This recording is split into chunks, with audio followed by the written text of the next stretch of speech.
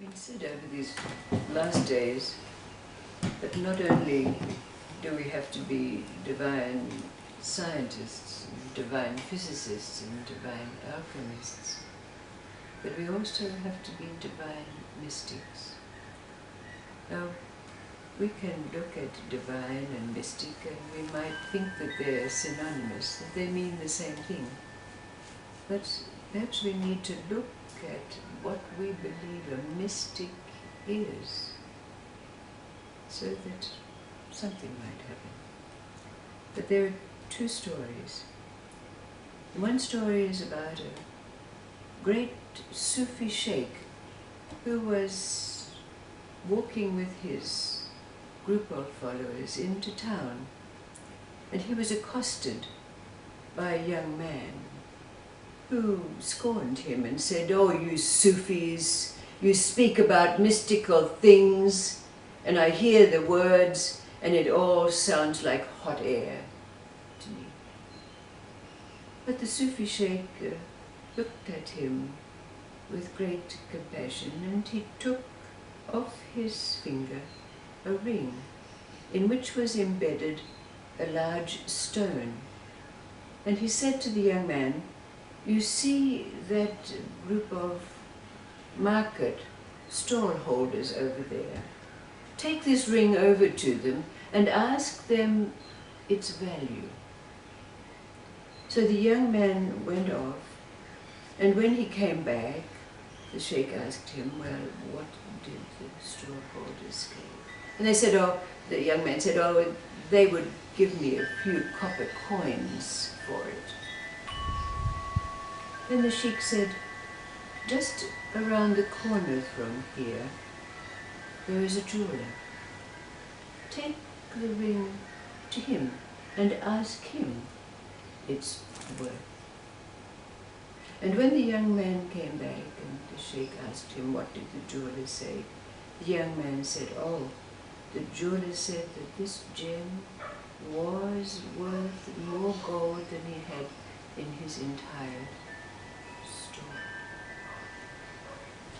And the Sufi sheikh looked at the young man and said, "You see, if you want to know the value of a gem, you have to become a jeweler." And the second story is about a very rich Jewish merchant. And he was traveling through a mountain pass on his way back from a trading mission, when he came across a group of rabbinical scholars who were on their way to the cave, the yearly pilgrimage that they made to the cave of the very great rabbi who had spent 13 years in hiding from the Romans, and during that time had compiled the Torah. And they were on their way to spend time in that cave, and they invited the rich merchant to accompany them. When they arrived at the cave, they all gathered around, and as was their practice, they passed the Torah from person to person to read a passage from this great book. But when it was passed to the merchant, and he looked at the book, he could not understand one word. It was written in Aramaic. He knew none of this language, so he felt very shamed. So after the gathering was over and the rabbis left the cave to spend the night, the Jewish merchant remained behind, and he wept and he sobbed at his inability to be able to read and understand this great work. He cried himself into a state of exhaustion, and then he slept. During his sleep he had a dream. He had a dream that an old man came to him and comforted him and then kissed him on the lips. And at that point, the merchant woke up from his sleep. And there was the Torah at his feet. He picked it up, and when he opened it, he could read every letter, every word. And not only could he read every letter and every word, he could understand the deep, deep meaning.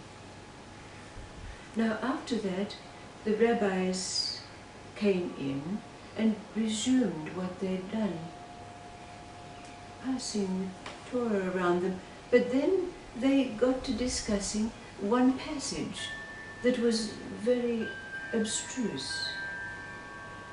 And the merchant spoke up and interpreted this passage for them so that they all understood what it meant. And they asked him, well, here you didn't know, you couldn't read. And he told of his dream. And they said, oh, you've been graced with the presence of the great rabbi. After that, they sought the merchant's counsel on many matters, and he only had to open up the Torah, and he knew and understood and was able to give out what was needed. He became much sought after even by the rabbis themselves. What does this mean? When do we make the shift from not being a mystic to being a mystic, when we know we're all of these things?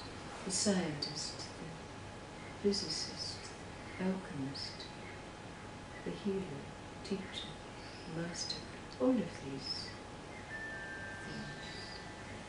But mystic is so elevated. Mystic is so mystical. What does this story mean? What does it mean to have a dream that we're kissed on the lips?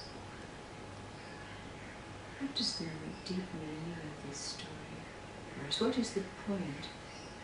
How does it happen that one moment we can't read and deeply understand, and the next moment we can speak, read anything at any level and know its deep meaning? What does it mean, this story? Putting the two stories together.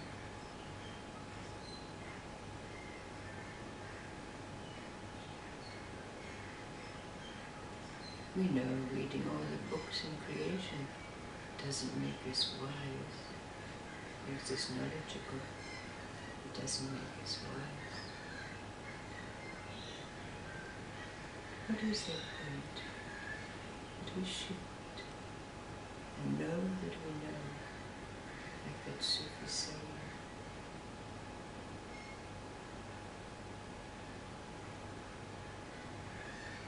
What does it mean to be kissed on the lips by the old man?